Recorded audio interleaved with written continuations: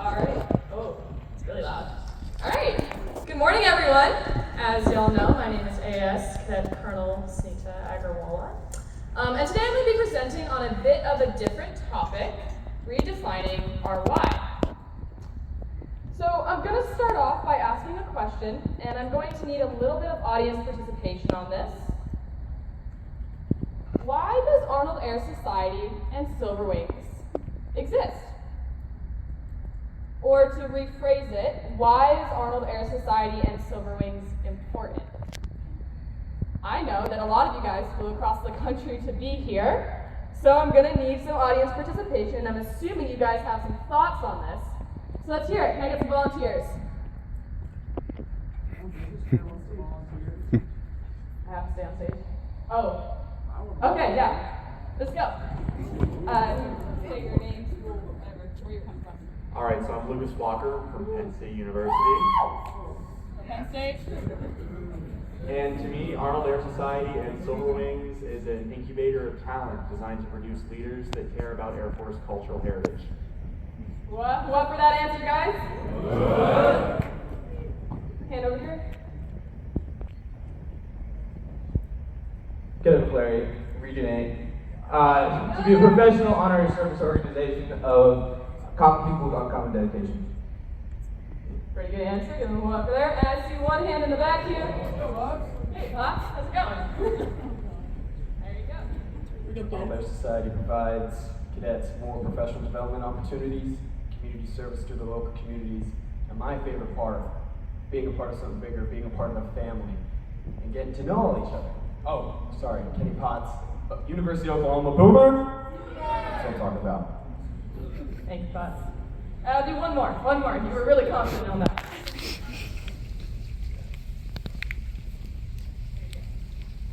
All right, thank you. Cadet Romero Flores, UC Berkeley, Det 085. So to be a part of Arnold Air Society is not only to emulate the service that we're going to be going with as officers, but to develop the foundations of character for which we as leaders hope to define and emulate to the airmen that we're going to be leaders over. All of these are really great answers. Let's get a round of applause for everyone.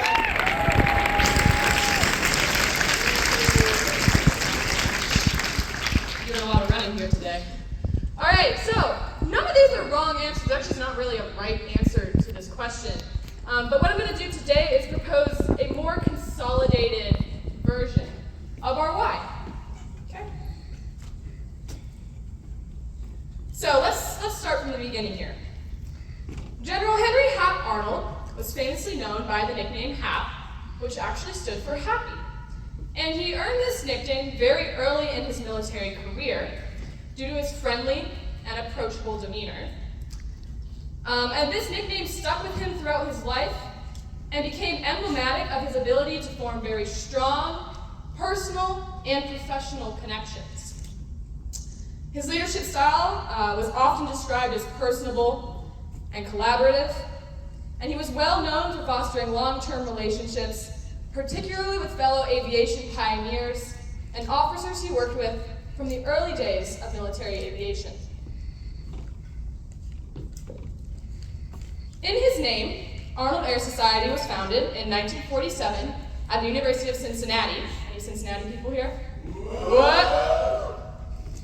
As an extracurricular activity for Air Force ROTC, but quickly grew so that by 1955 there was 185 squadrons throughout the country. Angel Flight, the organization known as Silverwings today, was not far behind and also grew quickly after its founding in 1951.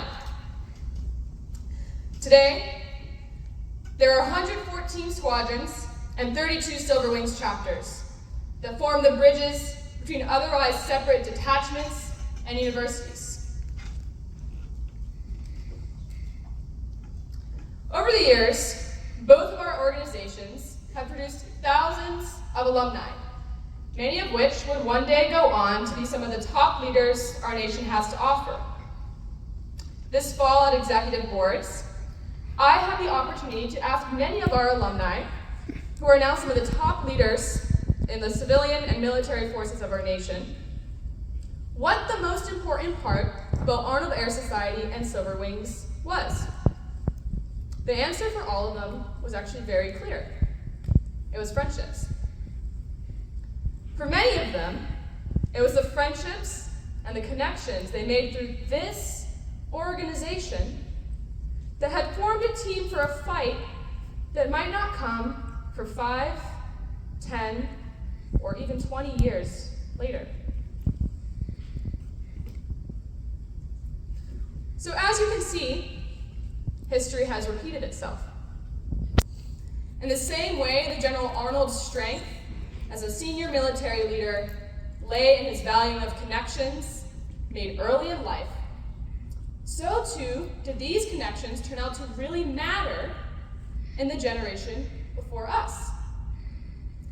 This is why our organization is so vitally important. It's because at its core, Arnold Air Society and Silver Wings is an organization meant to bring people together.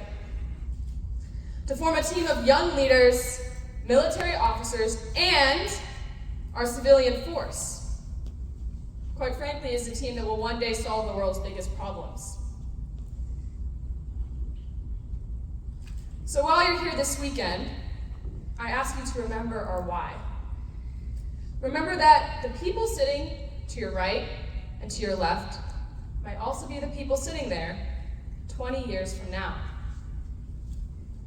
Form connections and engage in conversations during our speaker sessions and at the dinner table.